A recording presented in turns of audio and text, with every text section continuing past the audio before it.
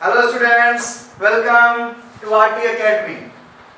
और मैं आपका बायोलॉजी टीचर नागेंद्र साहू हाजिर हूँ फिर से एक वीडियो लेकर के आपके लिए ह्यूमन रिप्रोडक्शन से रिलेटेड।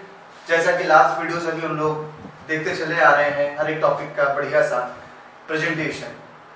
तो आज हमारे पास जो हमारा नया टॉपिक बनेगा वो नया टॉपिक होगा oogenesis। फ्रेंड्स, इस चैप्टर के वीडियोस की सीरीज की बात करूं तो सबसे पहला वीडियो डाला गया ह्यूमन रिप्रोडक्टिव सिस्टम, जहां पर हमने मेल रिप्रोडक्टिव सिस्टम समझा, फिर फीमेल के पास गया, फीमेल रिप्रोडक्टिव सिस्टम समझा। उसके बाद हमने उनके सिस्टम में बनने वाले गैमीट्स की चर्चा करी। और जब गैमीट्स बनाने की बात आई तो हमें एक हेडिंग पढ़नी पड़ी और वो हेडिंग थी गैमेटोजेनेसिस। गैमेटोजेनेसिस, क्योंकि मेल में गैमेट्स अलग है, फीमेल में गैमेट्स अलग है, तो हमने दोनों के गैमेटोजेनेसिस प्रोसेस को सेपरेटली वीडियो में डिस्क्राइब किया। एक वीडियो हमारा बना स्पर्मेटोजेनेसिस, जहां पर स्पर्म का फॉर्मेशन हुआ। एंड नाउ हम oogenesis के बारे में स्टडी करेंगे कि आखिर कैसे फीमेल की ओवरी में एक एग सेल का फॉर्मेशन होता है। यहां पर oogenesis में थोड़ा सा आज हमारे पास कॉम्प्लेक्सिटीज रहेंगी, बिकॉज स्पर्म का बनना थोड़ा सा इजी था, बट ओवम का फॉर्मेशन थोड़ा सा डिफरेंट टास्क है। इसलिए थोड़ा सा यहां पर हमें बहुत सिंसियरली समझना पड़ेगा oogenesis को। जिन्होंने भी आज फर्स्ट टाइम वीडियो देखा है कोई बात नहीं, लेकिन लास्ट वीडियो जरूर देखें। और जो भी वीडियो देख रहे हैं इन सबसे रिक्वेस्ट है कि प्लीज वीडियो को लाइक सब्सक्राइब करें, जिससे कि हमें मोटिवेशन मिले नए नए वीडियोस और बनाने की। चलिए स्टार्ट करते हैं आज का टॉपिक oogenesis। सबसे पहली बात आती है oogenesis की। तो ये जो आप डायग्राम देख रहे हैं, डायग्राम एक ओवरी को दिखा रहा है, जहां पर ओवरी में बहुत सारी सेल्स है, बहुत सारे फॉलिकल्स हैं। इस ओवरी में हमारा ओवम बनने जा रहा है। हमारा जो ओवम बनेगा, सबसे पहली खास बात है कुछ ओवम की, कि जो हमारा ओवम है वो ओवम एक सिंगल सेल स्ट्रक्चर होता है, जैसे हमारा स्पर्म होता था। जैसा कि हमने जाना है कि मियोसिस सेल डिवीजन जब कंप्लीट होता है, जैसा कि हमने जाना है कि जब हम मियोसिस सेल डिवीजन की स्टडी करते हैं तो मियोसिस सेल डिवीजन में आपकी एक मदर सेल से पहले 2 डॉटर सेल का फॉर्मेशन होता है। देन हर एक डॉटर सेल से फिर एक डॉटर सेल का फॉर्मेशन होता है। कुल मिलाकर के 4 डॉटर सेल बनते हैं एक मदर सेल से। अब जरा यहाँ पे एक बात समझिएगा, स्पर्म का बनना तो बड़ा आसान था, क्योंकि स्पर्म में हमारे एक मदर सेल से, जहां पर डिप्लॉइड सेल थी मदर सेल, यहाँ पर हैप्लॉइड बने हैं सेल्स। स्पर्म में डायरेक्टली क्या हुआ, हमारी एक मदर सेल में डिवीजन हुआ, 2 डॉटर सेल बन गई। दोनों डॉटर सेल में फिर से डिवीजन हुआ और 4 स्पर्म बन गए। लेकिन फीमेल में ओवम जो बनने का प्रोसेस है वो थोड़ा सा डिफरेंट है। समझिएगा, जब मियोसिस फर्स्ट होता है, मियोसिस फर्स्ट डिवीजन जब हुआ तो हमारे 2 सेल बने। इन 2 सेल में हम इस एक सेल को, जो चीज काफी छोटी बनती है, ये सेल का साइज छोटा होता है और इस छोटे साइज को हम बोलते हैं पोलर बॉडी। पोलर बॉडी यानी जहां पर स्पर्म की बात करें, स्पर्मेटोजेनेसिस की बात करें, तो वहां एक मदर सेल ने, जिसे हम स्पर्मेटोगोनिया कहते थे, उस एक स्पर्मेटोगोनिया ने डिवीजन करके डायरेक्टली 2 प्राइमरी स्पर्मेटोसाइट्स बनाए थे। यहां पर भी जैसे वहां स्पर्मेटोगोनिया है, तो यहां पर हम टर्म देंगे oogonia। तो जो oogonia थी, oogonia डिवीजन करके 2 सेल बनाई, पर 2 सेल में एक सेल बेकार थी। इस सेल का फंक्शन नहीं पता थी, बेकार सेल है ये, और इसको हमने बोल दिया पोलर बॉडी। दूसरी जो बनी है हमारी हो गई प्राइमरी oocytes। ये प्राइमरी oocytes है। मैं इसको उधर डिस्क्राइब करूंगा, ये आपको एक आइडिया दे रहा हूं, ब्रेन पे आइडिया बना ले कि एक मदर सेल ने डिवीजन किया, 2 सेल बनाए, लेकिन दोनों की दोनों सेल ओवम का फॉर्मेशन नहीं करेंगी। ओवम का फॉर्मेशन सिर्फ एक सेल करेगी, और दूसरी जो नहीं करेगी उसका नाम रख देंगे पोलर बॉडी। ये पोलर बॉडी जब मियोसिस सेकंड कंप्लीट करेगी तो 2 फिर से पोलर बॉडी बना देंगे। दोनों किसी काम की नहीं होंगी, दोनों किसी काम की नहीं होंगी। लेकिन यहां पर जब हमारी ये प्राइमरी oocyte डिवाइड होगी तो ये एक सेल बनाएगी जो हमारी ओवम में बदलेगी, जबकि दूसरी जो बनती है यहां पर ये भी पोलर बॉडी बनती है। यहाँ पर पोलर बॉडी बनेगी। ये बेसिक आइडिया ले लें, यानी जितने भी डिवीजन हुए उसमें से 4 सेल्स जो भी बनी वो बेकार थी। यानी एक मदर सेल से सिर्फ एक ही ओवम का फॉर्मेशन होता है।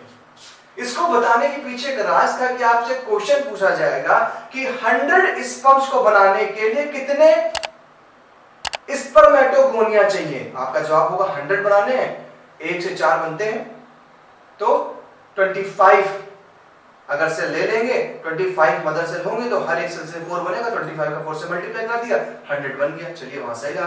फिर आपसे कहेगा अच्छा 100 ओवम बनाने के लिए कितने oogonia चाहिए या ओवम मदर सेल चाहिए, तो दिमाग लगा लीजिए। एक से कितनी बन रही है, 4 तो बनी, लेकिन सब डिजनरेट हो रही है, सब पोलर बॉडी बन गई है।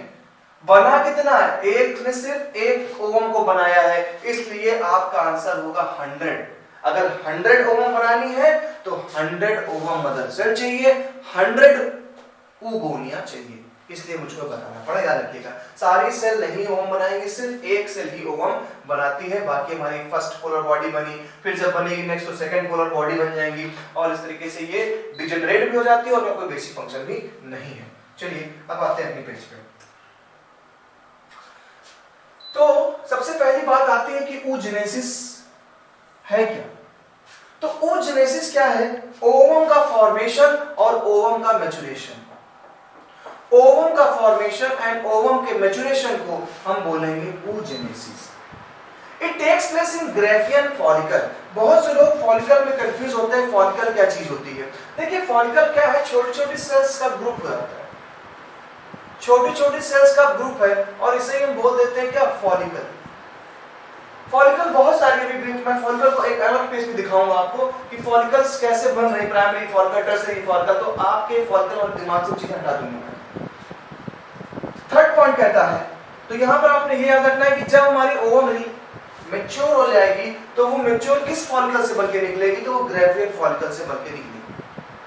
Third, oogenesis। Oogenesis is initiated in embryonic stage when millions of egg mother cell oogonia। देखिए यहाँ पर, वहां पर स्पर्मेटोगोनिया था, यहाँ पर टर्म क्या चल रहा है, oogonia। तो oogonia मिलियंस की तादाद में बन जाती है जब हम एम्ब्रियोनिक कंडीशन में होते हैं, यानी फीमेल के जब वो एम्ब्रियोनिक कंडीशन में होती है तो उसके ओवरी में मिलियंस ओवम का फॉर्मेशन हो जाता है, और उन मिलियंस ओवम को बनाने वाली जो मदर सेल है उनका फॉर्मेशन हो गया, और उन मदर सेल को हम नाम दे रहे हैं oogonia। आगे बढ़ते हैं। No more oogonia are formed and added after the birth. Birth के बाद जितनी आपके एम्ब्रियोनिक कंडीशन में ओवम मदर सेल बन गई, यानी कि oogonia बन गई, उतनी आपके बॉडी में रहेंगी, उससे और ऐड नहीं की जा सकती। यानी नए, अगर सपोज 1 मिलियन आप जब पैदा हुए, 1 मिलियन आपके पास oogonia थी ओवरी में, तो फिर वो 1 मिलियन रहेंगी, वो बढ़ नहीं सकती हैं। अब oogonia, देखिए बार बार मैं कह रहा हूं कि याद रखिएगा, oogonia का मतलब ओवम को बनाने वाली मदर सेल। जैसे स्पर्मेटोगोनिया हुआ करता था, स्पर्म को बनाने वाली मदर सेल, ऐसे ओवम को बनाने वाली मदर सेल है oogonia। इस oogonia में मल्टीप्लिकेशन चालू हुआ था, सारा कुछ वही जैसे कि 3 फेजेस हुआ करते थे, multiplication phase, growth phase, maturation phase. यहां पर भी मल्टीप्लाई करेंगे माइटोसिस डिवीजन के थ्रू, मल्टीप्लाई किया इन्होंने and to form primary oocyte, और क्या बना दिया इन्होंने, प्राइमरी oocytes। हमारी oogonia ने मल्टीप्लिकेशन किया, मल्टीप्लाई करके फिर नंबर को बढ़ाया, और क्या बना दिया, प्राइमरी oocyte। यानी जो पहली सेल बनी वहां प्राइमरी स्पर्मेटोसाइट्स होता था, यहाँ जो पहली सेल बनी primary oocytes। They enter prophase first, ये प्रोफेज फर्स्ट में एंटर करती है। अभी प्रोफेज फर्स्ट क्या है, meiosis cell division. Meiosis cell division meiosis cell division 2 step पे कंप्लीट होता है, meiosis first and meiosis second. 2 step में meiosis first and meiosis second. Meiosis first जैसे कि आप जानते हैं, हमेशा कोई भी सेल होती है तो prophase first, prophase first, metaphase first, ऐसे prophase, metaphase, anaphase first, telophase first, telophase first. हर एक फेज का फिर से पार्ट आता है, यानी मियोसिस जब डिवीजन हुआ, या आप पढ़ चुके हैं लेवल पे, लेकिन मुझको फिर भी रिव्यू देना पड़ रहा है बिकॉज़ शायद आपको दिमाग से उतर गया हो। तो मियोसिस फर्स्ट जो होता है 4 फेज में कंप्लीट हो रहा है, prophase first, metaphase first, anaphase first, telophase first. Same meiosis second भी meiosis, prophase second, meiosis second, metaphase second, दुनिया भर की बातें हैं। तो ये जो फर्स्ट पार्ट आप देख रहे हैं, ये क्या कह रहा है? कह रहा है कि जब सेल डिवाइड कर रही थी, मियोसिस पहला कंप्लीट होने से पहले वो प्रोफेज फर्स्ट स्टेज पे रुक गया, यानी मियोसिस फर्स्ट कंप्लीट हो ही नहीं पाया। अगर मियोसिस फर्स्ट कंप्लीट हो जाता तो शायद एक ओगोनिया 2 सेल में डिवाइड हो जाती, लेकिन ऐसा हो ही नहीं पाया क्योंकि वो अरेस्ट हो गई। कहां पर अरेस्ट हो गई? प्रोफेज फर्स्ट के, मियोसिस फर्स्ट के प्रोफेज फर्स्ट में अरेस्ट हो गया। अरेस्ट होने से हुआ क्या? ओगोनिया मल्टीप्लाई कर रही है, वो प्राइमरी oocyte बनाया उसने, लेकिन दे एंटर प्रोफेज फर्स्ट। जैसे वो प्रोफेज फर्स्ट पे गई of the meiosis and get temporary arrested. Temporary arrested यानी सारा प्रोसेस रोक लिया गया, सारा प्रोसेस रोक लिया गया। केवल ओगोनिया से प्राइमरी oocyte बन पाया, वो भी प्राइमरी oocyte प्रोफेज फर्स्ट पे अटक गई। यानी प्राइमरी oocyte में मियोसिस चालू हुआ, लेकिन मियोसिस के फर्स्ट स्टेप, मियोसिस फर्स्ट के प्रोफेज फर्स्ट में रुक गया। थोड़ा सा मैंने कहा था, यहाँ थोड़ा दिमाग में समझिएगा जोरदार की। अगली बात हम करते हैं, जब यहाँ तो अरेस्ट हो गई, यानी कि आपने जो कहानी अभी तक समझी वो आपने प्राइमरी oocyte बना लिया था, और प्राइमरी oocyte जो आपने बना ली थी वो मियोसिस फर्स्ट के प्रोफेज फर्स्ट में अरेस्ट हो गई। पूरा फेज नहीं कर पाई, नहीं तो प्राइमरी oocyte शायद यही डिवाइड हो चुकी होती है। बात समझ में आ गई होगी। प्राइमरी oocyte कंप्लीटली डिवाइड हो ही नहीं पाई क्योंकि प्रोफेज फर्स्ट कंडीशन में वो अरेस्टेड हो गई, रोक लिया गया प्रोसेस को, अभी प्रोसेस नहीं होने दिया जाए, इसीलिए वो प्राइमरी oocyte कंडीशन पे ही रही। इसी समय जो हमारी प्राइमरी oocyte होती है, ये प्राइमरी oocyte सराउंडेड हो जाती है ऐसे ग्राफियन सेल से, ऐसे ग्राफियन सेल, बीच में प्राइमरी oocyte है, अगल बगल से सेल्स लगी। इसी को हमने बोल दिया, ये जो सेल्स लगी होती हैं ग्रैनुलोसा सेल्स बोलते हैं, और नाम पड़ गया इसका प्राइमरी फॉलिकल। इनका नेम पड़ गया प्राइमरी फॉलिकल। क्यों? क्योंकि ग्रैनुलोसा सेल्स, ये जो फॉलिकल के सेल्स लगे इसे बोलते हैं ग्रैनुलोसा सेल, ग्रैनुलोसा सेल्स। तो हमारी जो बेचारी प्राइमरी oocyte थी, ये प्राइमरी oocyte जो प्रोफेज फर्स्ट में अरेस्टेड हैं, वो बैठी है बेचारी, और उनके सराउंडिंग ढेर सारे फॉलिकल्स, ढेर सारे ग्रैनुलोसा सेल्स कलेक्ट हो गए, और आपने इसी स्ट्रक्चर को नाम दे दिया primary follicle. Is that clear? Next, many primary follicles degenerate during the phase from birth to puberty. कह रहे हैं बर्थ से लेकर प्यूबर्टी तक न जाने कितनी प्राइमरी oocytes तो डिस्ट्रॉय हो गई। अरे अगर सारी प्राइमरी oocyte बची नहीं जाएंगी मेरे भाई, तो एक फीमेल मिलियंस बच्चों को जन्म दे सकती है आज के टाइम में। हो सकता है जब हम लोग सुनते हैं कोई वैदिक बातें, तो वहां पर किसी राजा के 100 पुत्र थे, किसी के और ज्यादा थे, हो सकता है वहां पर उनकी प्राइमरी oocytes डिजेनरेट नहीं होती हो, और हर एक प्राइमरी oocytes एक बेबी को जन्म देती हो सकता है वहां पर ऐसा रहा हो, बिकॉज हमारे पास तो मिलियंस की तादाद में स्पर्म है, हम चाहे तो मिलियंस बच्चे पैदा कर सकते हैं, लेकिन हमारे पास अवेलेबल ओवम नहीं है। हो सकता है उस जमाने में प्राइमरी oocytes बची रहती हों, डिजेनरेट नहीं होती होंगी, और जब डिजेनरेट नहीं होती होंगी तो स्पर्म तो है ही एक अच्छी खासी क्वांटिटी में, उनके बेबीज हुए। यहाँ पर भी वही कह रहा, मैनी प्राइमरी फॉलिकल डिजेनरेट हो जाती हैं, डिजेनरेट हो गई, खत्म हो जाती हैं during the phase from birth to puberty.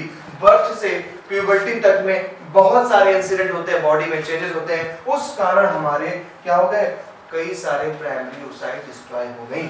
Therefore, at puberty, only 60,000 to 80,000 primary follicles are left in each ovary. हर एक ओवरी में 60,000 से 80,000 प्राइमरी फॉलिकल तब भी बची रह जाती हैं। शायद आपके समझ में आया हो कि जो कहानी चालू हुई थी oogenesis की, वो कहानी oogonia ने स्टार्ट करी थी, जो मिलियंस की तादाद में बन जाती हैं एम्ब्रियोनिक स्टेज में।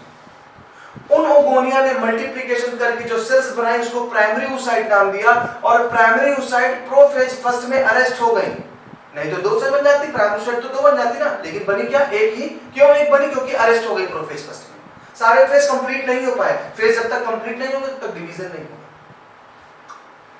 फिर हमें पता चला कि प्राइमरी जो oocyte से जब इस सराउंडिंग में सेल्स ऑफ ग्रेनुलोसा से कवर्ड हो जाती है तो हमने इसको बोल दिया प्राइमरी फॉलिकल।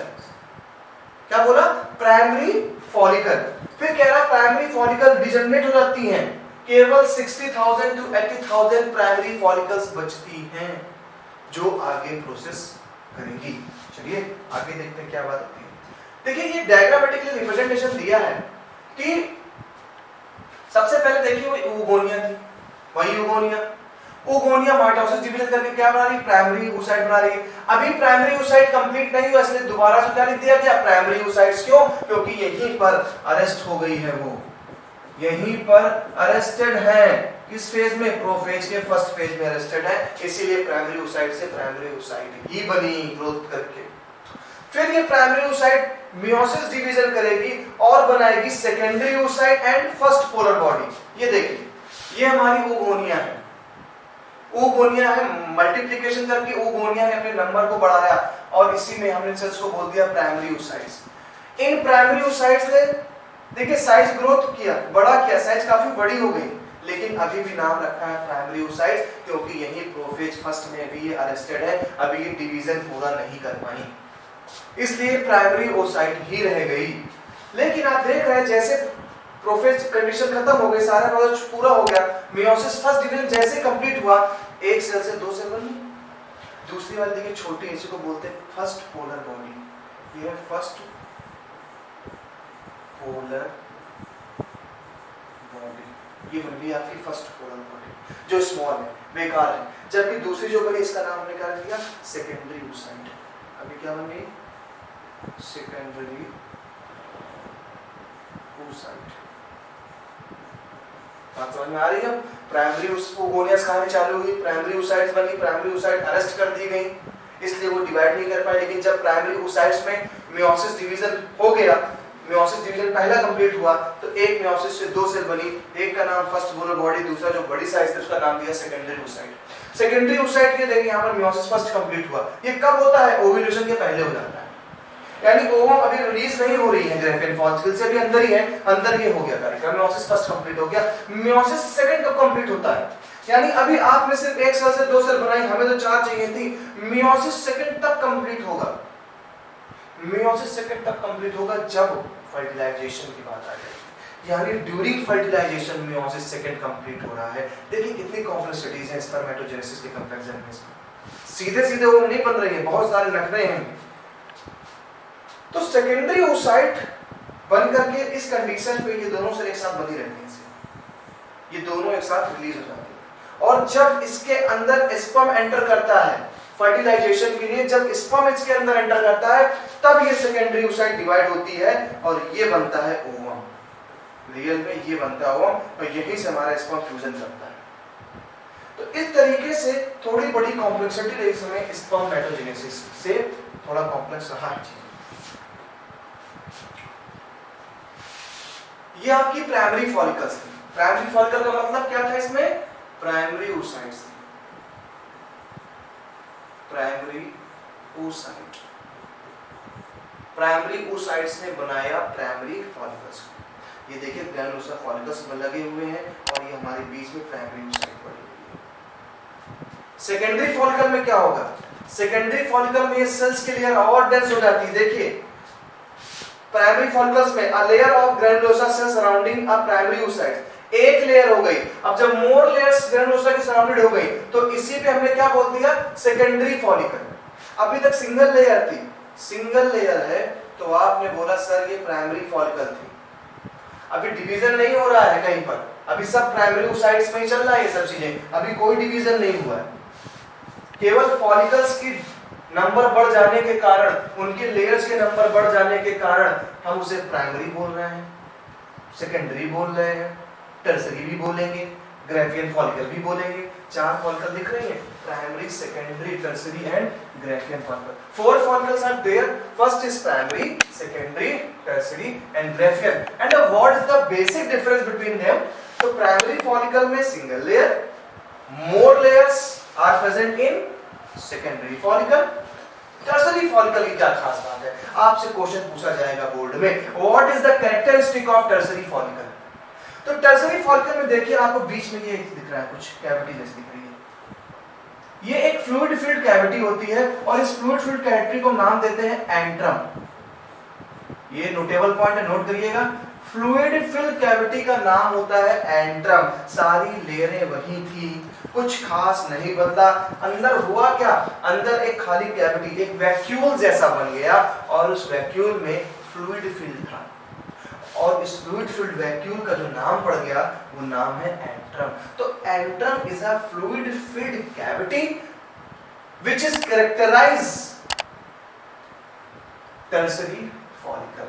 जो टर्सरी फॉलिकल को कैरेक्टराइज कर रहा है क्या? एंट्रम। मोस्ट इंपोर्टेंट पॉइंट है फ्रेंड्स, याद कर लीजिएगा, इसको नोट कर लीजिएगा।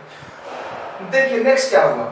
अब जो हमारी फॉलिकल भी आ गई, लेयर्स और लगती चली गई, एक डेंस लेयर लग गई। देखिए हमारी जो ओवम है एक कॉर्नर पे आ गई और ये कैविटी काफी बड़ी हो गई, फ्लूइड फिल्ड कैविटी काफी बड़ी हो गई है, एंट्रम काफी बड़ा हो गया है। अब ये जो एक मैच्योर फॉलिकल बना है, इस मैच्योर फॉलिकल को हम नाम देते हैं ग्राफियन फॉलिकल। ओवम इसी फॉलिकल के समय, यानी ये जो हमारी प्राइमरी oocyte है, इसी जगह से ये रप्चर करी जाएंगी, इसी जगह से ये बाहर निकाली जाएंगी और किसी फॉलिकल से, यानी चाहे प्राइमरी हो, सेकेंडरी हो, टर्सरी हो, किसी फॉलिकल से ओवम बाहर रिलीज की जाएंगी। ओवम तब बाहर रिलीज की जाएंगी जब वो ग्राफियन फॉलिकल में कन्वर्ट हो जाएंगी। क्लियर? यहाँ फॉलिकल का टेंशन खत्म हो गई सबकी कि फॉलिकल्स होते क्या है। प्राइमरी में सिंगल ग्रैनुलोसा लेयर्स है, सेकेंडरी में मोर ग्रैनुलोसा लेयर्स है, टर्सरी में एंट्रम आ जाएगा एंड ग्राफियन में एंट्रम का साइज बढ़ गया, ग्रैनुलोसा लेयर्स और बढ़ गई, ओवम के सराउंडिंग ढेर सारी लेयर्स बन गई और ये चेंज हो गई ग्राफियन फॉलिकल में। चलते हैं, देखिए अब वही चीज यहाँ पर थोड़ा जूम करके दिखाया गया है। ये हमारी बीच में जो देख रहे हैं ये हमारा क्या है? ये हमारी, देखिए ये ओवम है, ये है आपकी प्राइमरी oocyte, ये प्राइमरी oocyte है, प्राइमरी oocyte, और इसके सराउंडिंग जो लेयर बन गई है, ढेर सारी लेयर देख रहे हैं। अभी तक कहाँ ये होती थी, अब देखिए ओवम के पर्सनली सराउंडिंग लेयर आ गई है। इस लेयर को हम बोलते हैं कोरोना रेडिएटा। ये जो हमारी लेयर है, ये लेयर है कोरोना, वो वाला कोरोना नहीं है, रखेगा कोरोना रेडिएटा, कोरोना रेडिएटा। ये लेयर क्या है? ये ओवम के यानी प्राइमरी oocyte के सराउंडिंग में होती। अभी तक ओवम यहाँ होती थी तो ये ग्रैनुलोसा सेल्स होती थी, जिसे हम फॉलिकल्स कहते थे। अब ओवम बीच में आ चुकी है, अंदर एंट्रम से घिरी हुई है और ये जिससे कवर है उसको बोल दिया हमने कोरोना रेडिएटा। बाकी जो सेल्स है वही है ग्रैनुलोसा सेल्स। क्या कह रहा है? Primary oocyte in tertiary follicle grows and undergoes first unequal meiotic division. देखिए जैसे ही ये प्राइमरी oocyte टर्सरी फॉलिकल में बदल गई, इन्होंने फर्स्ट अनइक्वल मेयोटिक डिवीजन किया। अनइक्वल का मतलब क्या?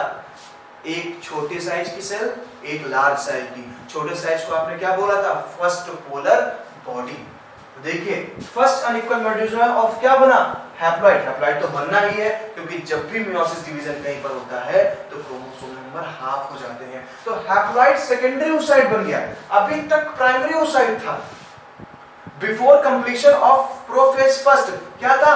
प्राइमरी oocyte था। प्राइमरी oocyte ने डिवीजन किया, पहला मेयोटिक डिवीजन, मेयोटिक फर्स्ट खत्म हुआ। आपको पता है एक मदर सेल से 2 बनने वाली है, दो बनी, एक का साइज बड़ा, एक का साइज छोटा, छोटी वाली हो गई पोलर बॉडी और बड़ी साइज को हमने क्या नाम दे दिया? Secondary oocyte। So secondary oocyte retains the nutrient rich cytoplasm of the primary oocytes. इनका साइज बड़ा होता है, ये अपने अंदर न्यूट्रिशन अच्छा रखती हैं।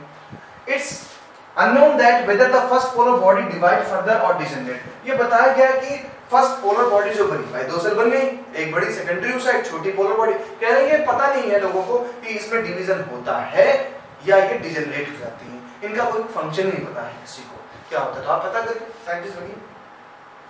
अब आगे देखिए, द टर्सरी फॉलिकल फर्दर, अब पोलर बॉडी का काम खत्म, अब टर्सरी फॉलिकल जो आ गई है वो फर्दर चेंजेस करते हैं इनटू द मैच्योर फॉलिकल। अब वो चेंजेस कर, जो हमारा फॉलिकल है वो चेंज हो रहा है और वो ग्राफियन फॉलिकल बन गया। एक मैच्योर फॉलिकल, इधर हमारा प्राइमरी oocyte भी सेकेंडरी oocyte और फर्स्ट पोलर बॉडी में ब्रेक हो चुका था। अब फॉलिकल भी मैच्योर हो चुकी है। अब समय आ गया है कि इनको विदा किया जाए, बट विदा करने से पहले कुछ चीजें और देख लेते हैं। Secondary oocyte forms a new membrane. Secondary oocyte अपने सराउंडिंग एक नई मेम्ब्रेन बना लेती है। जैसे आपने भी देखा कि ये सेकेंडरी oocyte था, इसने एक सराउंडिंग मेम्ब्रेन तैयार कर दी थी बाहर की तरफ, जिसे हमने बोला था corona radiata. Corona radiata. And now इन्होंने एक और अंदर मेम्ब्रेन तैयार कर दी, ये ब्लू कलर से दिखा रहा हूँ, एक नई मेम्ब्रेन बना दी है, इसको बोल दिया जोना पेलुसिडा। Zona pellucida. दो इन्होंने अपने ऊपर कवरिंग बना दी है, क्योंकि इनको बाहर निकलना है तो प्रोटेक्शन चाहिए, न्यूट्रिएंट चाहिए। तो सबसे पहले थी हमारी कोरोना रेडियाटा लेयर, और फिर उन्होंने दूसरी लेयर एक और बिल्ड करी है, उस लेयर का नाम है zona pellucida. Graafian follicle now rupture. अब ग्राफियन फॉलिकल रप्चर हो जाएगी तो आपको याद रखना है कि आपसे पूछ सकता है क्वेश्चन में कि भाई वो जो हमारी सेकेंडरी oocyte है ये किस कंडीशन पे, किस स्टेज पे रप्चर करती है, किस स्टेज पे ग्राफियन फॉलिकल से बाहर निकलती है। तो कब निकलती है? जब ये अपने सराउंडिंग एक न्यू मेम्ब्रेन बना लेती है, और उस मेम्ब्रेन का नाम है जोना पेलुसिडा। सबसे पहले बाहर तो ऑलरेडी मौजूद था कोरोना रेडिएटा, तो प्राइमरी oocyte में ही कोरोना रेडिएटा था, लेकिन जब सेकेंडरी oocyte बनी तो उसने एक और लेयर बना ली, और उस लेयर का नाम था जोना पेलुसिडा। अब ये पूरी तरीके से मैच्योर है, और हमारी सेकेंडरी oocyte क्या होती है? ग्राफियन फॉलिकल से रप्चर कर दी जाती है। ग्राफियन फॉलिकल रप्चर होता है ये बाहर, जैसे किसी आम से आम की गुठली आप बाहर कर दें, उसके सीड को बाहर कर दें, चिक्कल रह गया हाथ में, गुठली गई बाहर, सेम ऐसे ग्राफियन फॉलिकल ओवरी में ही रह गया, और हमारी secondary oocyte with zona pellucida and corona radiata बाहर चली गई। पकड़ेगा कौन इनको? इन्फंडिबुलम के मौजूद फिम्बरी, ये फैलोपियन ट्यूब में जाएंगे। चलिए, इसी प्रोसेस को हमने नाम दे दिया ओव्यूलेशन, और इसी सेकेंडरी oocyte को हम कह देते हैं क्या? ये हमारी ओवम है।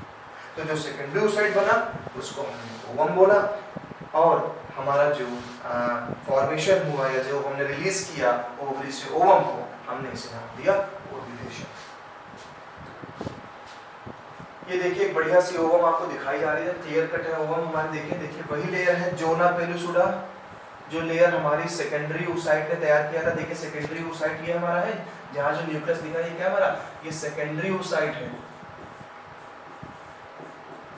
एंड ये आपकी क्या? First polar body. देखिए छोटी सी है कितनी, first polar body. Secondary oocyte क्या है? ये फर्स्ट पोलर बॉडी, इनके सराउंडिंग जो मेम्ब्रेन थी वो थी जोना पेलुसिडा, और जोना पेलुसिडा के बाहर जो येलो कलर से देख रहे हैं मेम्ब्रेन, ये है कोरोना रेडियाटा। ये एक मैच्योर एग है, या मैच्योर ओवम है।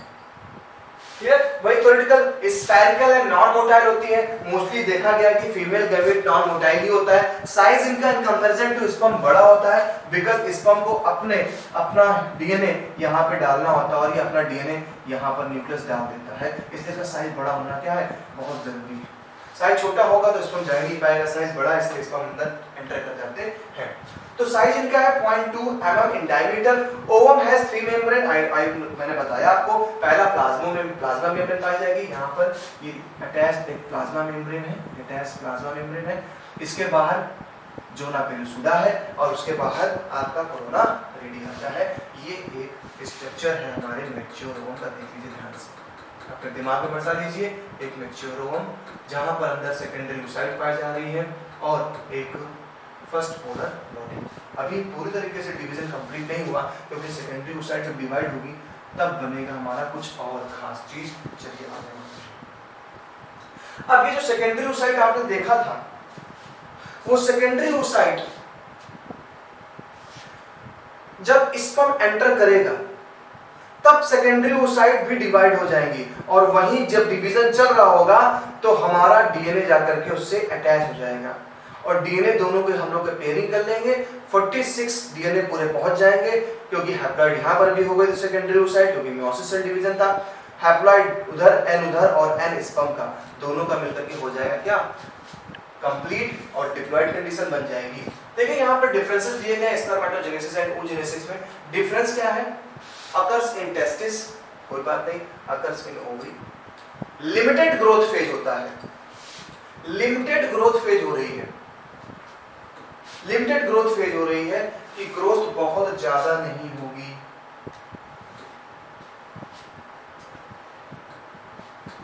लिमिटेड ग्रोथ हो रही है, यहाँ एलेबोरेट ग्रोथ फेज होती है क्योंकि काफी मिलियंस की तादाद में डिवीजन चलता चल रहा है। Each primary spermatocytes gives 4 sperm। देखिए यहाँ पर साफ साफ बोल रहा है कि हर एक 4 स्पर्म को बनाएगा, लेकिन यहाँ पर each primary oocyte gives only 1 ovum। ये डिफरेंस बहुत बड़ा है। No polar body formation, sperm में कहीं पर भी हमने जब स्पर्मेटोजेनेसिस लिखा था तो कोई भी पोलर बॉडी नहीं बनी थी, जबकि यहाँ पर पोलर बॉडी फॉर्म हुई थी। Begins at puberty and extend up to senility। ये आपकी प्यूबर्टी से चलेगा और एक स्टेज लगभग जो साइंस कहती है कि 50 से 55 साल के बीच में स्पर्म बनना आपका रुक जाएगा। फीमेल्स में कह रहा है बिगिंस एम्ब्रियोनिक स्टेज, ये एम्ब्रियोनिक स्टेज से ही ओवम बनना चालू होता है। आपको बताया था मिलियंस ओगोनिया बन जाती हैं, तो ये क्या है, आपके एम्ब्रियोनिक स्टेज से ही बनना चालू होते हैं और एज ऑफ 50 तक ये बनते रहते हैं। इस तरीके से आप में फीमेल्स में ओवम का फॉर्मेशन होता है। थोड़ी कॉम्प्लेक्सिटीज रही स्पर्मेटोजेनेसिस के कंपैरिजन में। यहाँ पर प्रोफेज फर्स्ट में अरेस्ट हो गया, पहला कंफ्यूजन क्रिएट हुआ। दूसरे प्रॉब्लम क्रिएट हुई, सर ये फॉलिकल्स क्या थे, primary follicle, secondary follicle, tertiary follicle, Graafian follicle. उस पे मैंने आपको क्लियर किया कि फॉलिकल्स क्या है, सेल्स ऑफ ग्रैन्युलोसा की लेयर्स होती हैं। सिंगल लेयर थी तो आपने प्राइमरी बोल दिया, मोर देन वन लेयर हो गई आपने सेकेंडरी बोल दिया, एंट्रम भर के फ्लूइड आ गया, कोई कैविटी बन गई आपने टर्शियरी बोल दिया। जब वो फुल्ली मैच्योर हो गई हमारी सेकेंडरी oocyte ने अपने सराउंडिंग जोना पेरिसुडा लेयर बना लिया, तो आपने बोल दिया सर ये ग्राफियन फॉलिकल मैच्योर फॉलिकल है, और उसी समय वहां से हमारे ओवम को रिलीज कर दिया जाता है और इस प्रोसेस को ओव्यूलेशन कहते हैं। तो स्टूडेंट्स आज हमने इस तरीके से ओवम के स्ट्रक्चर को समझा, कैसे लेयर होती है ओवम में, कौन कौन सी लेयर्स हैं। ओवम की अपनी उलेमा है, जोना पेरिसुडा है, कोरोना रेडिएटा लेयर थी। फिर आपने देखा कि ओवम और स्पर्मेटोजेनेसिस में डिफरेंस क्या था, oogenesis एंड स्पर्मेटोजेनेसिस में, वो डिफरेंस आपने देखा। नेक्स्ट टाइम पे जब हमारी आपकी मुलाकात होगी तो मैं आपको अब जैसे कि कुछ हार्मोन्स रिस्पॉन्सिबल थे हमारे स्पर्मेटोजेनेसिस के, ऐसे ओवा के फॉर्मेशन पे कौन कौन से हार्मोन्स रिलेटेड है, क्या होता है मेंस्ट्रुअल साइकिल, एक ऐसा प्रोसेस जो फीमेल में होना जरूरी है जो उसकी फर्टिलिटी को इंडिकेट करता है। हम उस मेंस्ट्रुअल साइकिल के बारे में जानेंगे, एक फुल डिबेट मेंस्ट्रुअल साइकिल पे। नेक्स्ट टर्म पे मुलाकात करेंगे फिर से आरटी एकेडमी। आपसे रिक्वेस्ट करता हूं और उम्मीद भी रखता हूं कि आप हमारे चैनल्स को लाइक, सब्सक्राइब और शेयर जरूर कर रहे होंगे। चलिए मिलते हैं नेक्स्ट क्लास में एक नए टॉपिक से।